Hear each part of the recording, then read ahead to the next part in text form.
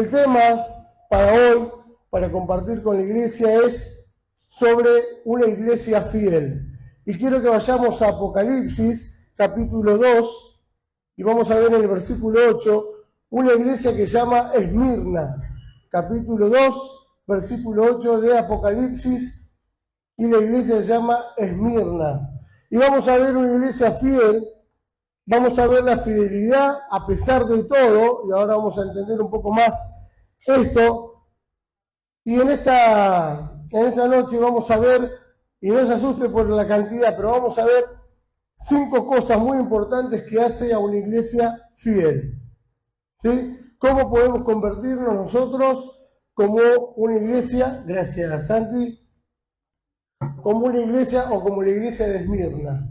Así que vamos a entrar un poquito en materia. Primero vamos a hacer mención de algo que es muy importante. 7 iglesias había en Asia, ¿sí? Y las vamos a encontrar en el capítulo 2 y 3 de Apocalipsis.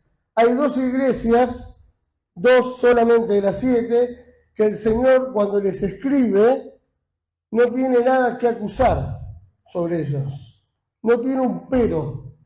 Para las otras 5 tiene, vos hiciste esto bien, pero tengo contra ti. Bueno, hay 2 iglesias que no tienen eso. Una es Filadelfia y la otra es la iglesia de Esmirna. ¿Sí? Esto es muy importante. Ahora, la iglesia de Esmirna estaba ubicada en un lugar donde había, ¿no es cierto?, un gran paso de gente. ¿Por qué? Acá quise anotarlo, quise no perder ningún detalle de esto porque esto todo es muy importante.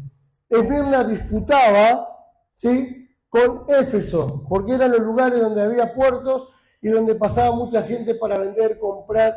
Entonces había mucho movimiento ¿de qué? De dinero.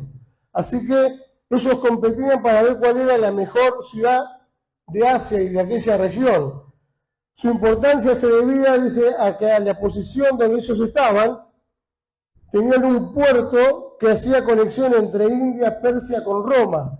Entonces eso era un tráfico muy fluido de personas que iban, compraban, vendían. Entonces, cuando hay más tráfico de personas en una ciudad, mejor es, ¿sí? Empieza a crecer la economía. Así que esta iglesia estaba en un lugar donde potencialmente económicamente estaba muy bien.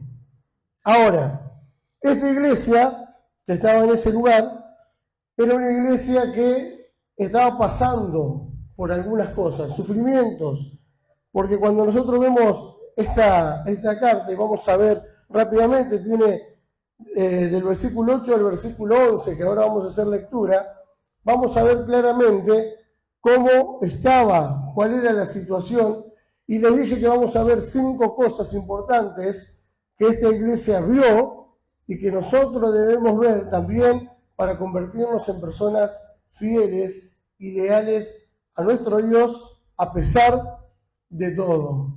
Y a pesar de todo es a pesar de todo, absolutamente de lo que pueda acontecer. No puede haber ninguna razón por la que yo o por la que usted dejemos esa fidelidad a nuestro Dios. Ahora, esa ciudad estaba controlada y dominada por el Imperio Romano. Era una de las ciudades también donde tenían unos cultos donde se adoraba al emperador, al César. Y una vez al año, toda la gente de ahí tenían que decir que César era el Señor. Entonces, no era una opción. La población toda, una vez al año, tenía que proclamar unánime, juntos, César, el emperador, el gobernador de Roma, es el Señor. Y esta iglesia no podría hacer eso. ¿Por qué? Porque ¿quién era su Señor?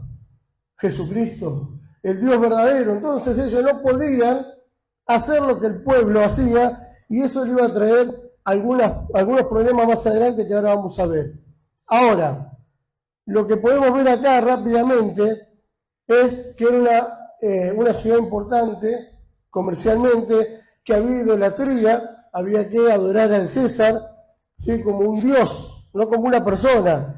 Estaba bajo dominio de Roma, así que tenían que hacer y cumplir todo con lo que Roma establecía, aquí tengo también algunas cositas anotadas que no quiero pasar por alto, el pueblo estaba obligado a reconocer, bueno, a César como Dios, y era una ciudad que estaba materialmente rica, pero espiritualmente pobre. Espiritualmente pobre.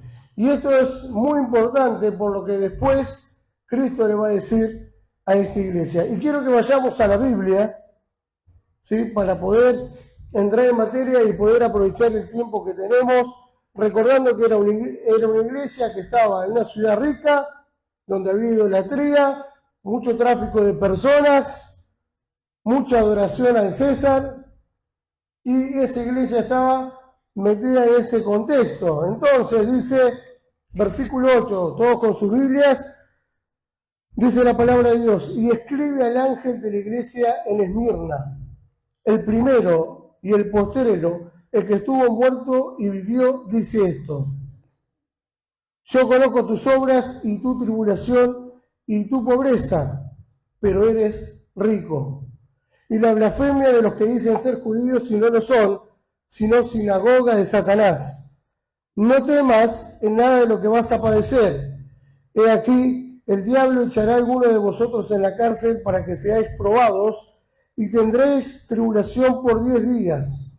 Sé fiel hasta la muerte, y yo te daré la corona de vida. Versículo 11, el que tiene oído, oiga lo que el Espíritu dice a las iglesias, el que venciere no sufrirá daño de la segunda muerte. Y vamos a ver en esta noche 5 cosas. La primera la encontramos en el versículo 8.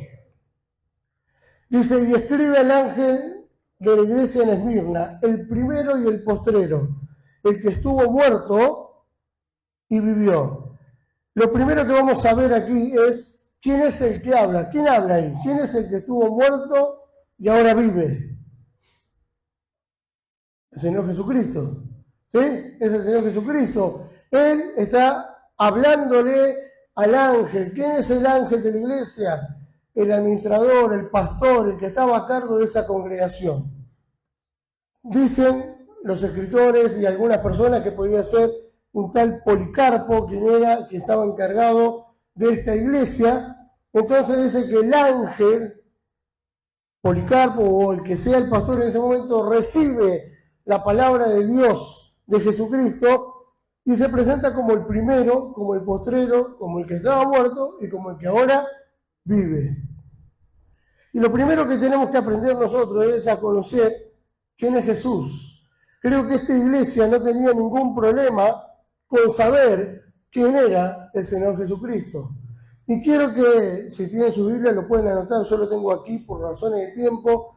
Vaya a Colosenses, capítulo 1, versículos 16 y 17, dice, porque por Él fueron creadas todas las cosas, las que están en los cielos y las que están en la tierra, visibles e invisibles, sean tronos, sean dominios, sean principados, sean potestades. Todo fue creado por medio de Él y para Él. Y en Él, antes de todas las cosas, y todas las cosas en Él subsisten. Estos versículos nos van a mostrar por lo menos 4 cosas. En primer lugar, nos va a mostrar el poder de Jesús. Dice, en Él fueron creadas todas las cosas. Cuando usted mira a su alrededor, cuando usted mira los cielos, cuando usted mira las montañas, cuando usted mira los ríos, cuando usted mira las maravillas que hay en este planeta, cuando usted estudia en la escuela, en el colegio, o ve algún video ahí del espacio, de la galaxia, todo lo que usted ve, todo eso fue creado por Cristo. Hay que tener mucho poder para poder hacer tan perfecto todo lo que Él hizo. Así que, primero, este versículo de Colosenses nos muestra el poder de Cristo. Segundo, dice, y todo se creó para Él. Me habla del dominio. Cristo tiene dominio sobre todas las cosas. Sobre todo, no hay nada donde Cristo no tenga potestad. Él es dueño y puede dominar todas las cosas, porque Él es Dios. Tercero, dice que Él es autoexistente. Él es antes de todas las cosas. Quiere decir que todavía no había nada formado y Él ya estaba presente. ¿Por qué? Porque Jesús no tiene comienzo, porque es Dios. Él siempre existió. A veces nuestra mente, que es finita, no puede comprender esta gran verdad. ¿Por qué? Porque nosotros tenemos nuestra mente finita, donde conocemos que tiene que haber un comienzo y tiene que haber un fin. Pero con Dios esto es diferente, no hay un comienzo, siempre Dios estuvo. Y en esa eternidad, donde no había nada, Jesús creó todas las cosas que hoy nosotros vemos. Por último, vemos la soberanía. Todas las cosas subsisten en Él. Y esto es importantísimo, porque todas las cosas se mantienen o las mantiene Jesús. Todo subsiste porque Él así lo determina. Si uno se levanta y estamos nosotros tan acostumbrados a que nos levantamos, sale el sol, se pone el sol, sale la luna, y vemos los ciclos, viene el verano, viene el invierno, y estamos tan acostumbrados a todo eso, sin entender que Dios es quien está detrás de toda esa creación y hace que todo funcione para que vos y yo podamos tener vida. Nos da el oxígeno que necesitamos, nos da el calor que podemos aguantar, si es mucho más, nos morimos calcinados, si es mucho menos, nos morimos de hipotermia. Dios ha acomodado todas las cosas y las tiene para que nosotros podamos, ¿qué? Subsistir. Entonces esta iglesia, cuando dice, ¿quién es el que escribe? ¿Quién es el que está hablando? Bueno, el primero y el último. El Todopoderoso, el que domina, el soberano, el autoexistente, el que estuvo, ¿qué? Muerto, pero que también tuvo poder sobre la muerte para resucitar, dice esto, y le empieza a hablar a la iglesia. Entonces, en primer lugar, la primera característica que vamos a ver, o lo primero que vamos a ver, perdón, es la característica de Jesús, ¿cómo es Él? A veces, nosotros todavía seguimos luchando con el pensamiento de que Cristo solamente ha sido el que murió en la cruz y que es solo eso. Le hemos quitado el poder que Cristo tiene, porque Cristo es Dios. No es un humano como usted y como yo. ¿Fue hombre? Sí, tuvo que meterse en un cuerpo para venir a morir en la cruz. Pero Él es Dios hecho hombre. Él es poderoso. Y yo tengo que empezar a ponerme mirada en Cristo, tal vez con más fe. Porque a veces mi vista sobre quién es Cristo está un poquito distorsionada porque no lo conozco. Porque no me meto en su palabra para conocerlo, para enamorarme. Entonces, ¿cómo puedo ser yo fiel de alguien en el que todavía no he puesto mi confianza? ¿Cómo puedo ser fiel en alguien en el que todavía no es mi confianza absoluta? Yo puedo ser fiel a personas puntuales, debería ser fiel para todos, pero tal vez lo voy a hacer para personas puntuales en mi vida. Pero Dios necesita que la iglesia, ¿quién es? Cada uno de nosotros podamos, de una vez por todas, entender quién es Jesús. Cuando nosotros comprendamos quién es Jesús, entonces no va a haber ningún problema con ser fiel a ese Jesús. Y esta iglesia empezó a caminar en esa fidelidad. Cuando leí este versículo, el primer versículo, yo me ponía a pensar y trataba de decir, Cristian, ¿cuánto conoces a Jesús? Porque yo puedo haber estado 25 años en el Señor y no conocer al Señor, a Jesús, como debería conocerlo. Los años no te hacen la cantidad de años, lo que hace es lo que inviertas realmente en conocer. Hay personas que pueden tener 40 años, estar en una iglesia, sentado en una banca y no conocer a Jesús. Y hay otros que pueden venir y con menos tiempo enamorarse, conocerlo y poner su confianza y volverse personas fieles a Él. No es la cantidad de años, es el corazón, es la confianza que cada uno de nosotros pongamos y que nuestra parte en querer conocerlo, en querer enamorarnos de Él. Aquí vemos que Jesús estaba lleno de poder, de dominio, soberanía, y en un contexto difícil que estaba pasando la iglesia, que ahora vamos a ver, esta iglesia confiaba. Confiaba, y ¿sabes qué? Jesucristo en ningún momento contradijo eso, porque no tuvo ningún pero. No le dijo nada, y ahora lo vamos a ver. Segundo, el conocimiento absoluto de Jesús. Otra cosa que esta iglesia vio. ¿Qué dice el versículo 9? Yo conozco tus obras y tu tribulación y tu pobreza. La primera parte. Fíjense ahí, dice, la iglesia de Esmirna había sufrido la tribulación y parece que había venido de parte de los judíos. Fijémonos que en la descripción se hace de ellos dicen ser judíos y no lo son, sino sinagoga de Satanás. Esto no sería de extrañar, y esto lo quise anotar porque quería leerlo tal cual.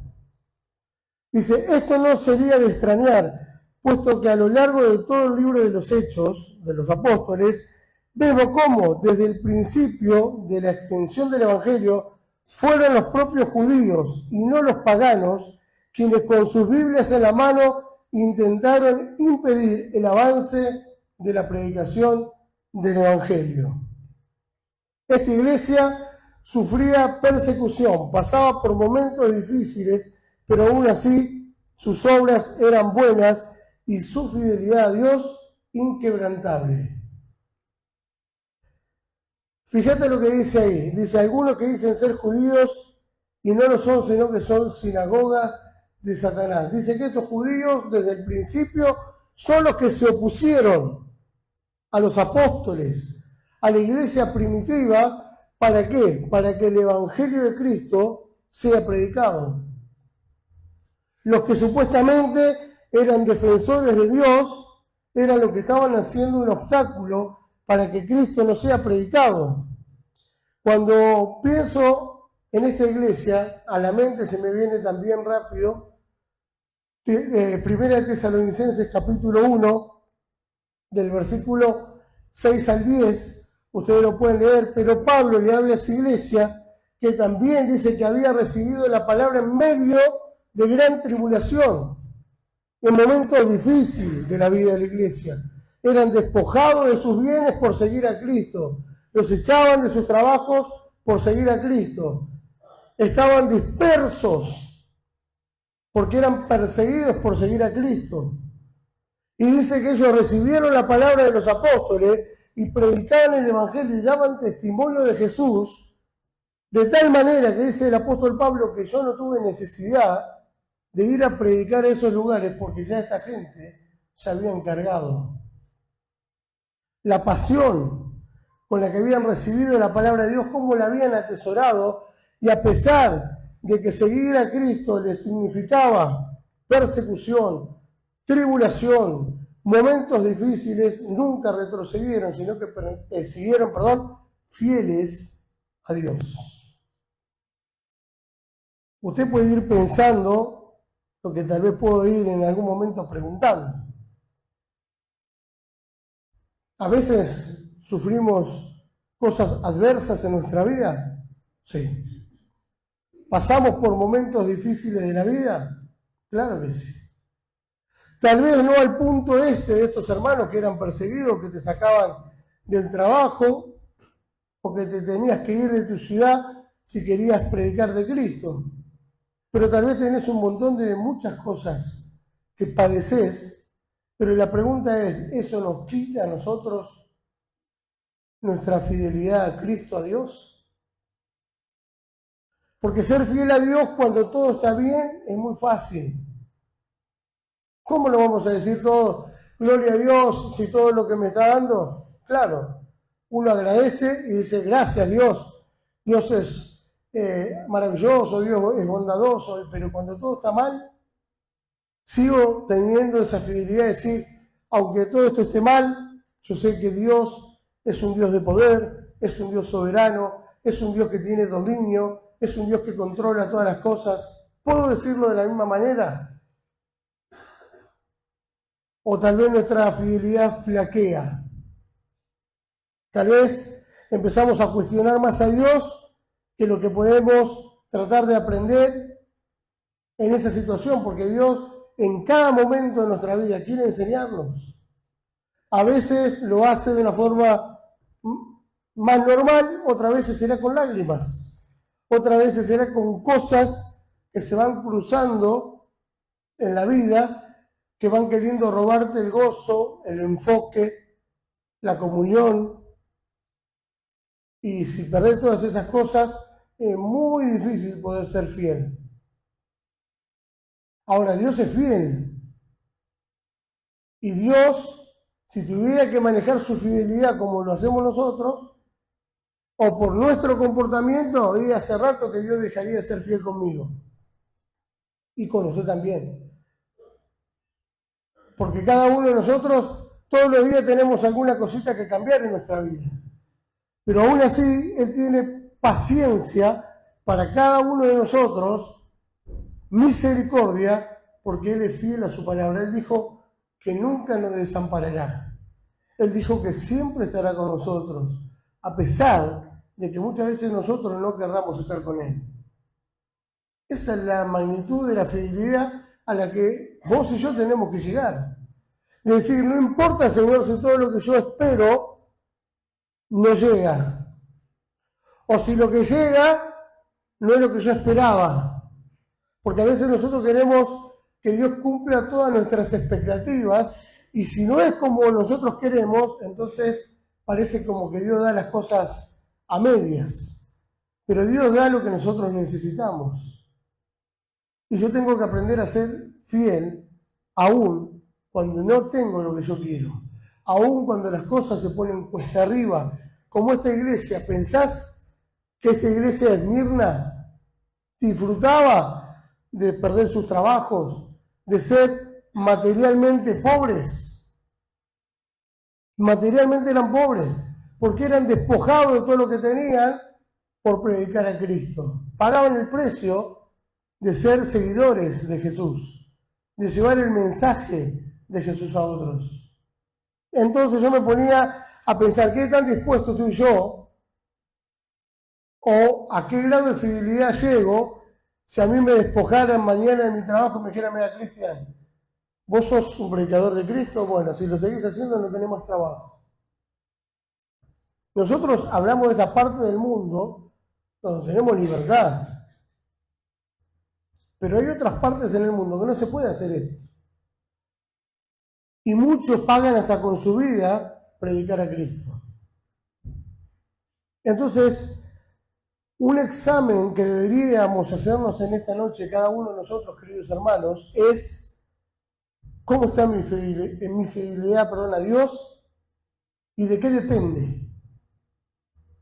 Si depende de cómo esté, o que si las cosas están todas muy bien, entonces estamos equivocados. La fidelidad a Dios no depende de las circunstancias o los contextos, depende de mi comunión con Dios, de mi amor a Dios, de mi deseo de ser fiel a Dios por lo que es Él, no por lo que me da. Yo le soy fiel por lo que es Él, pero no por lo que Él me da. Porque si nosotros queremos ser fiel por lo que Él nos da, muchas veces no lo tenemos. Entonces, ¿ahí qué pasa? Empezamos a ser menos fieles. Aunque leía en un comentario que no hay medio fieles. O sos o no sos.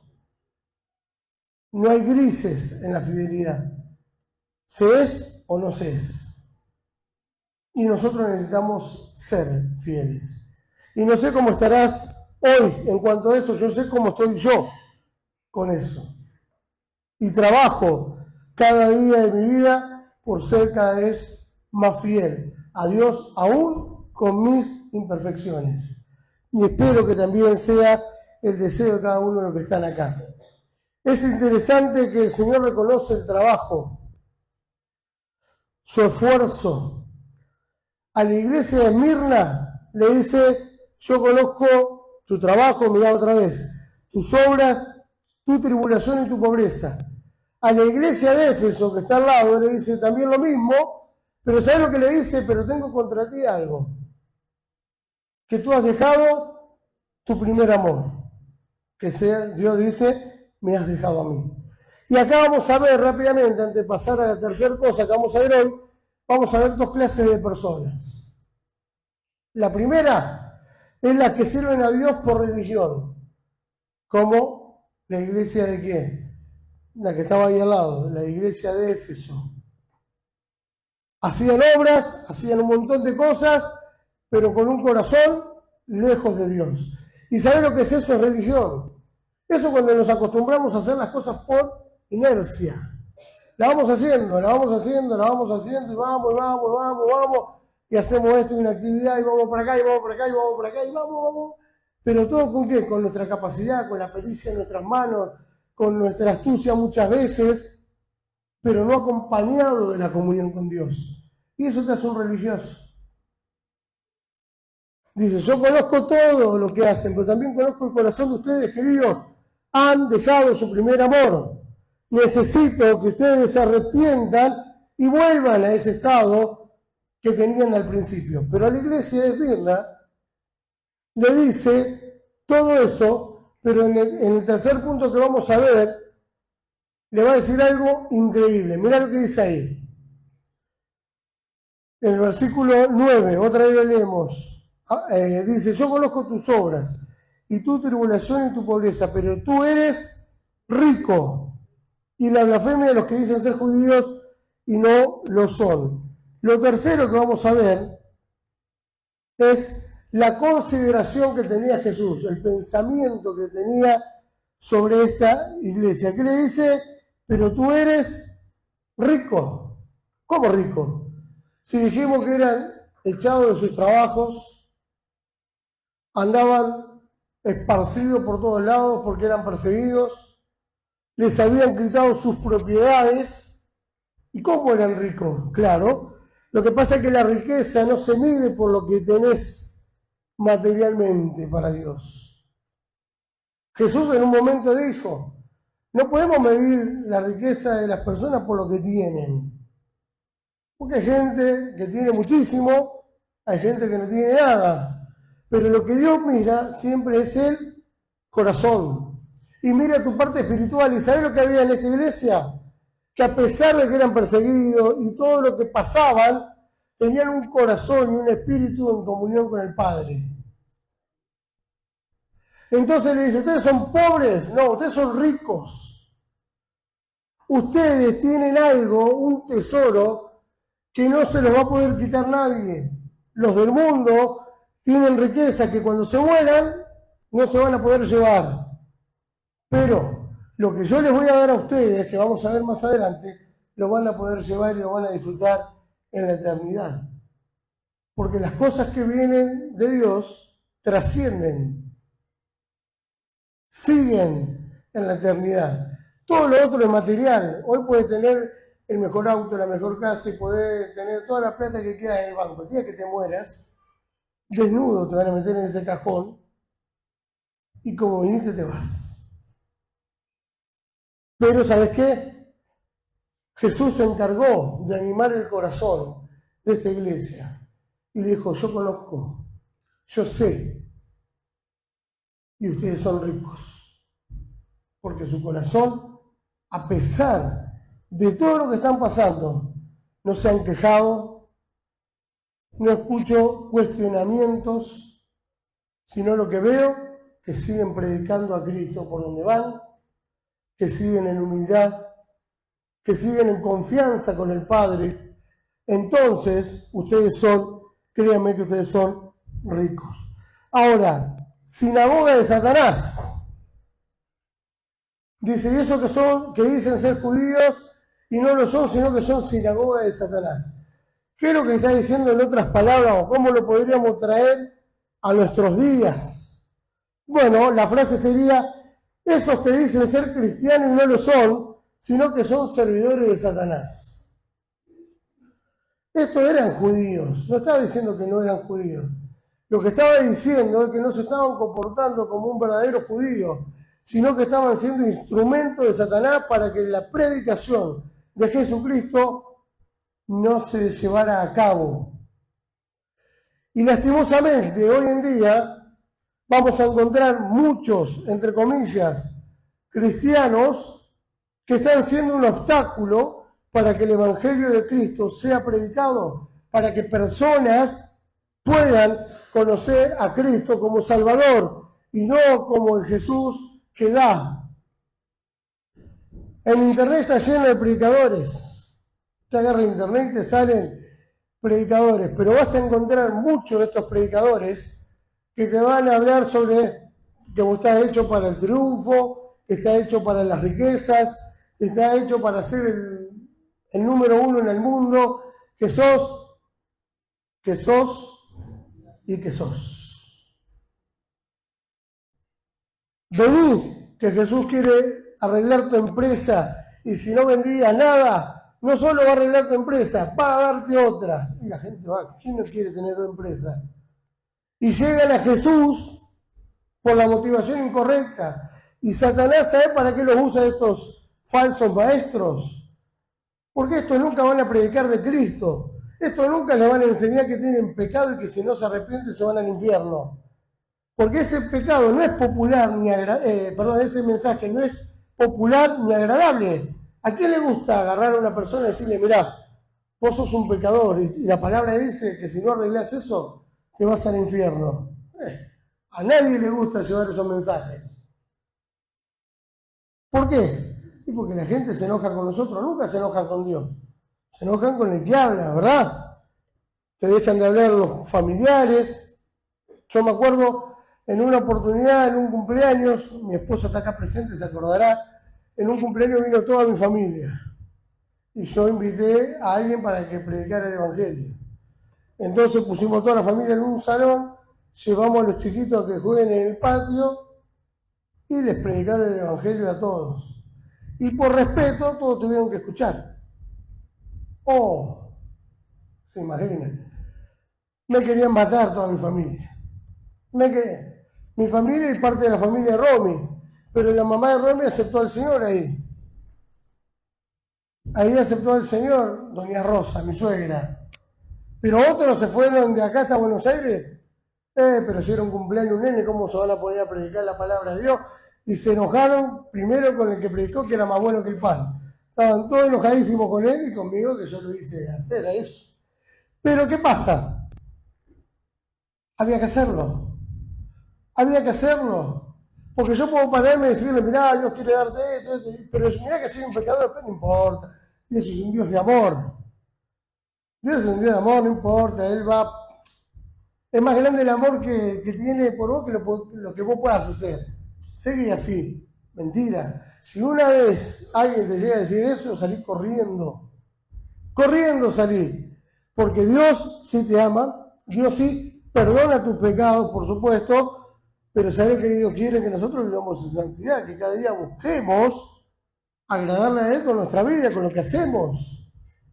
Pero tenemos que predicar un evangelio como el que está en la Biblia, no el que acomodamos para que la gente se vaya contenta. Porque si yo te veo caer a un pozo y no hago nada por vos, soy culpable. Si yo veo que la persona se está yendo a un barranco, ¿qué le voy a decir? Dale, seguí. No, le voy a decir, pará, te vas a matar, te vas a morir. Y tal vez le voy a agarrar la ropa, lo voy a tironear, se la voy a romper, y tal vez se enoje porque lo salvé. Pero no importa, yo tengo que hacerlo. Entonces, en medio de un mundo donde hay, otra vez entre comillas, cristianos que se dicen ser cristianos y son obstáculos del Evangelio de Jesucristo, hay que tener cuidado de ellos, pero también nosotros tenemos que tener cuidado de ser nosotros el obstáculo para que Cristo sea predicado. Porque a veces podemos ser aún nosotros lo que estamos haciendo que Cristo no pueda ser reflejado. 2 Corintios 4:4 que dice que el Dios de este siglo, ¿quién es? Satanás. Cegó el entendimiento de los incrédulos para que no le resplandezca la luz de Cristo, del Evangelio. ¿Por qué? Porque si conocen a Cristo pueden tener salvación. Entonces hay muchos predicadores que son usados por Satanás, y lo digo con total autoridad porque yo me encargo de estudiar mucho. Y estudio y escucho y voy a las Escrituras y muchas personas predican cosas que no están en las Escrituras. Y lo único que hacen es que torcer la verdad para que no llegue Cristo. Y si la gente no conoce a Cristo como Salvador, ¿qué va a pasar? Van a estar en la iglesia, van a ofrendar a la iglesia, van a estar en la actividad de la iglesia, pero el día que se mueran, se van al infierno. Así de grave es esto. Por eso es que nosotros debemos ser fieles a Dios, pero también tenemos que ser fieles a su palabra. Tenemos que ser fieles a su palabra, en comunicar la verdad tal y como es. Aunque nos incomode o le incomode al oyente, pero tenemos que ser mensajeros. Ahora, 3 cosas que caracterizaban a la iglesia de Esmirna: eran ricos espirituales, eran fieles al Señor y eran legítimos. Y me encanta esto, que eran legítimos.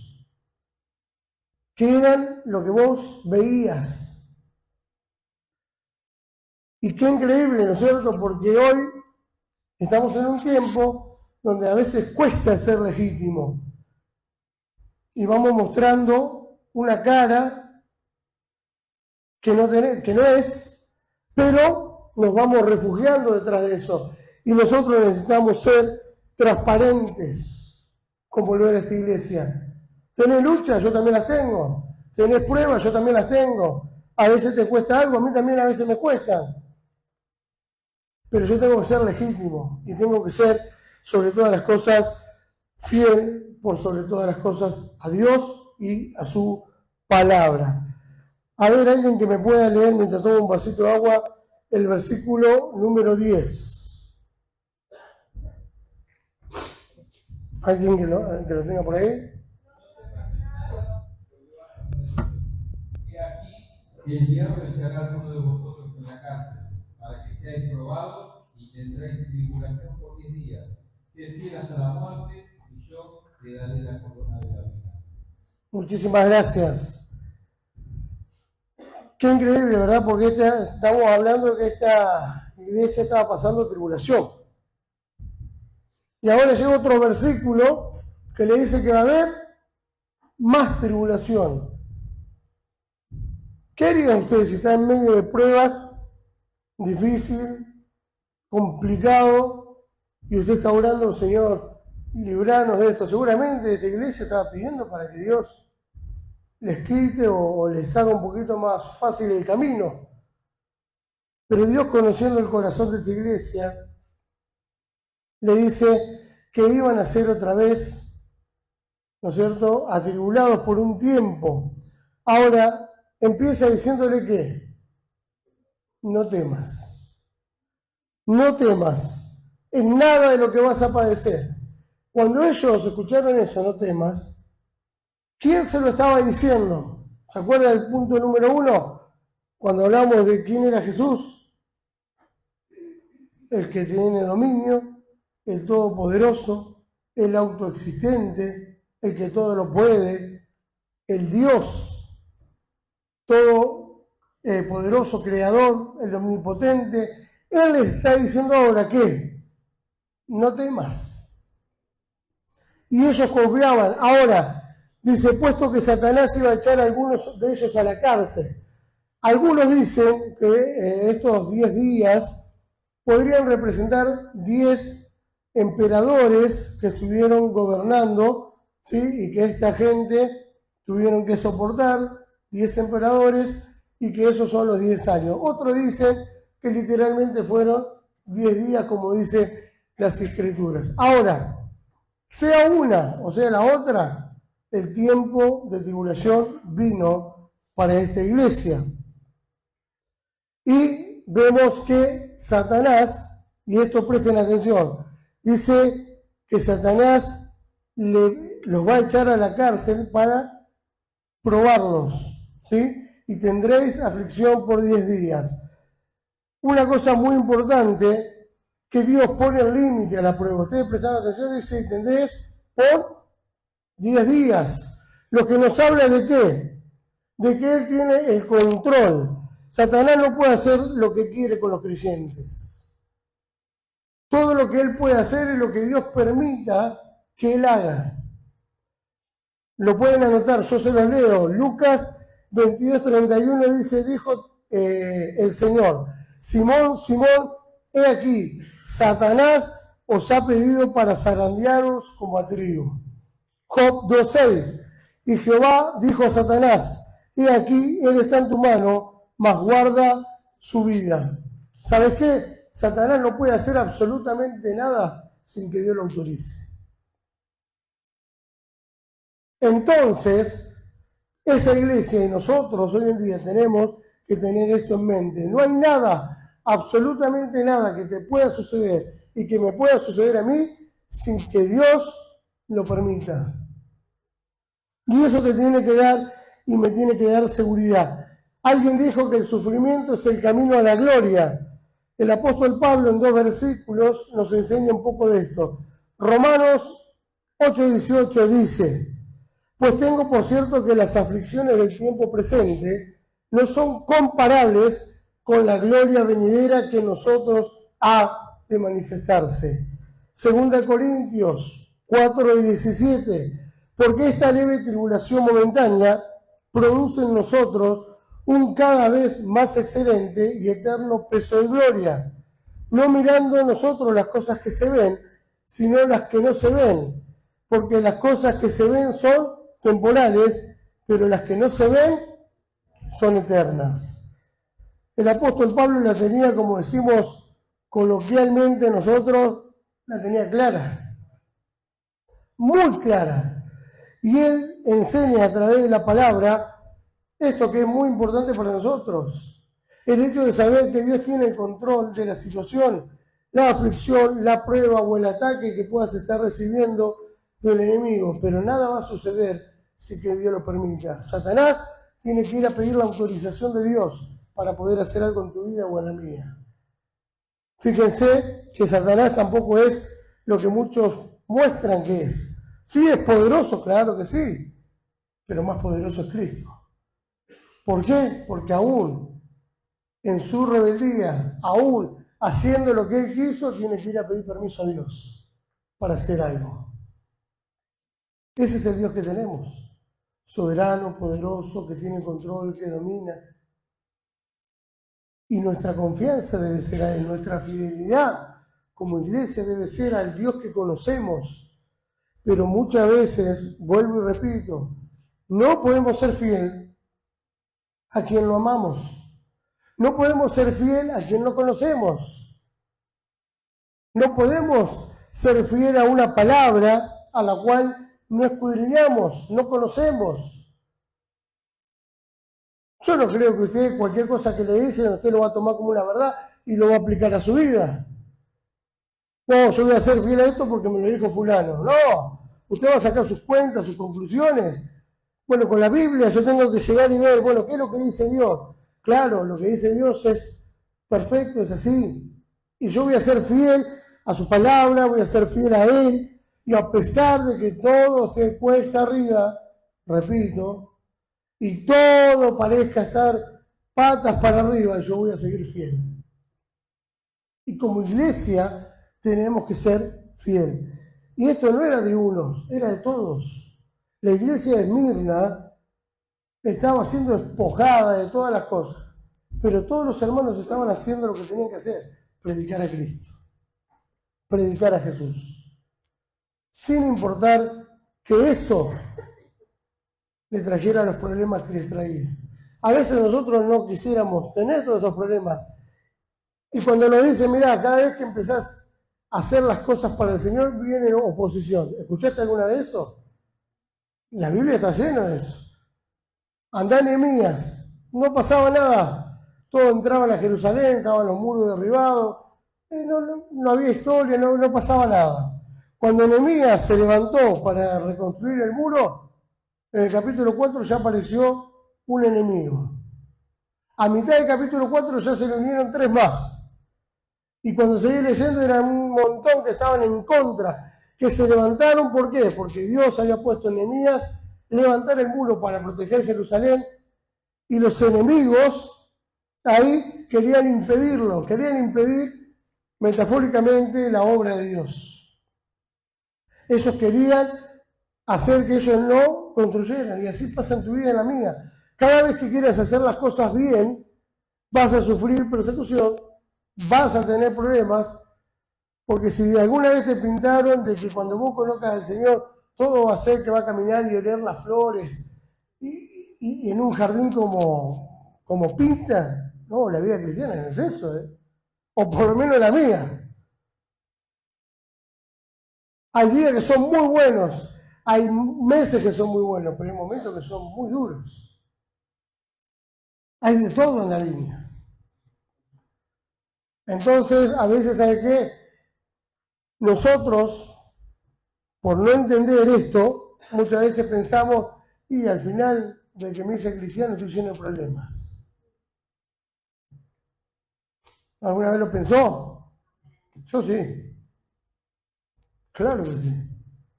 Pero al final, cuando yo estaba en el mundo no tenía estos problemas. Frases, ¿sí o no? Perdemos nuestra mirada, nuestro enfoque. Dejamos de ser fieles. Dejamos de entender quién es Dios. Dejamos de entender cuál es el propósito de las pruebas, cuál es el propósito de los momentos difíciles de la vida. Dios está trabajando en tu carácter y en el mío. Está trabajando en tu vida y en la mía. Y deja que vengan los ataques, que no estás solo. La Biblia dice que Dios es el que pelea por nosotros y que va como poderoso gigante delante de nosotros. ¿Lo creemos? ¿Creemos que Dios es fiel? Bueno, vivamos también como personas fieles a Dios. Si Dios es fiel, Él se merece ¿qué? Mi fidelidad también. A Él y a su palabra. Por último, ahí, versículo 10 dice, sé fiel hasta la muerte y yo te daré la corona de vida. Dice, la ciudad de Mirna se distinguió por su fidelidad al emperador romano. ¿Se acuerdan? Tenían que decir, César es el Señor. Dice, pero esta iglesia, en medio de un pueblo idólatra, tenía que levantarse y decir, Jesucristo es el Señor. Y eso le traía complicaciones. ¿Qué significaba ser fiel hasta la muerte? Bueno, en este contexto, ser un mártir, que te maten por seguir predicando de Cristo. Ahora, yo tengo que ser fiel aún en estos momentos. Aunque nadie me esté esperando con un arma afuera, yo tengo que ser fiel en todos los aspectos de mi vida a Dios. En todos los aspectos. En mi santidad, ¿sí? En cómo ando, en cómo vivo, en mis pensamientos, en mis ofrendas. En todo tengo que ser fiel. No puedo ser fiel en partes. Yo tengo que ser fiel en todas las cosas a Dios. Y a veces nosotros hemos estudiado un montón de cosas acá. Hemos estudiado la ofrenda, hemos estudiado la santidad, hemos estudiado cuántos temas aquí. Y Dios espera que cada uno de nosotros seamos una iglesia fiel, poniendo por obra y en práctica lo que Él nos dice en su palabra. Eso es fidelidad. Poner fe, confianza en eso y seguir sin cuestionar, seguir sin estar todo el tiempo haciendo preguntas y quejándome. Sabés que la gente está cansada de ver cristianos quejándose. En Esmirna, ya para ir terminando, en Esmirna se corría carreras y los premios aquí eran coronas. Eran coronas de flores. Ahora, ¿qué pasa con una flor en el correr de los días? Se marchita. ¿Sí? Yo alguna vez le he regalado una flor a mi esposa y la dejaba ahí y en los días se marchitaba. Digo, te voy a tener que comprar otra cosa porque las flores son tales y se marchitan rápido. O una flor artificial. Pero ¿sabes qué? Dice que Él nos va a dar a nosotros una corona, que es lo último que vamos a ver rápido, que es la coronación que Jesús dará. Dice, y yo te daré la corona. Y esa corona es una corona incorruptible. Es una corona que no perece. Es una corona que la llama la corona de vida. Que Santiago, capítulo 1, versículo 12, dice que esa corona será dada para todos los que venzan la prueba. Dice, al que venza la tentación le daré la corona de vida. Es una corona que podremos disfrutar en los cielos y que será dada a los que sean fieles. Ahora te voy a decir algo, una frase que me encantó, obviamente no es mía, pero me encantó. Dice, nunca debemos olvidar que para que el Señor nos pudiera dar la corona de vida, Él tuvo que llevar primero una corona de espinas y morir por nosotros en la cruz. Para tener vos y yo una corona de vida, Él tuvo que llevar antes una corona de espinas. Ese Jesús que te ama, ese Jesús que me ama, que pide, que desea nuestra fidelidad, quiere coronarnos en un momento de la vida. Martín Lutero dijo, cuando la batalla se recrudece, o sea, se pone más dura, se prueba la lealtad del soldado. Cuanto más duro se pone todo, es ahí donde vemos nuestra fidelidad. ¿Cómo estamos? ¿Estás pasando por un momento y te estás quejando? Bueno, ahí tenés un parámetro de cómo está tu fidelidad a Dios. Estás pasando por un momento duro y difícil, pero todavía te arrodillás y alabás a Dios. Estás siendo fiel. Y Dios tiene una corona para vos en recompensa, porque en vez de quejarte estás buscando. En vez de quejarte estás alabando. Y Dios hará algo tremendo en tu vida. Termino con esta frase que es el resumen de las 5 cosas que vimos hoy. Y lo puse así como para poder tener un pensamiento final. El autoexistente, poderoso y soberano Dios conoce perfectamente tus problemas y sabe cuáles son tus obras. También Él considera tu vida diciendo que eres rico, no por las cosas materiales que tengas, sino por tu condición espiritual. Y te aconsejas que confíes en Él, recordándote que todo está bajo su control. Y te animes sabiendo que un día Cristo te dará la corona de vida por haber sido fiel a pesar de cualquier circunstancia. Fidelidad. Para ser una iglesia fiel tengo que conocer a Jesús. Yo no puedo ser fiel a quien no conozco. Y para conocer a Jesús, yo tengo que venir a su palabra.